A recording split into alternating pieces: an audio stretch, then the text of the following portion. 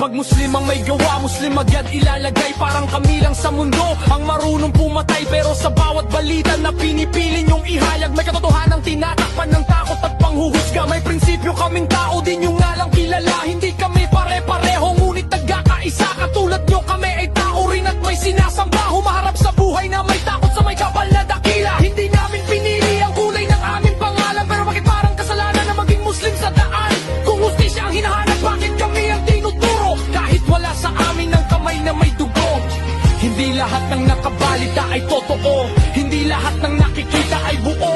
Kung gusto mong malaman ng kwento ng Islam, makinig ka muna bago ka humusga ng ganon. Yong lahat, hindi kami pare-pareho, may puso rin kami at pangarap sa mundo.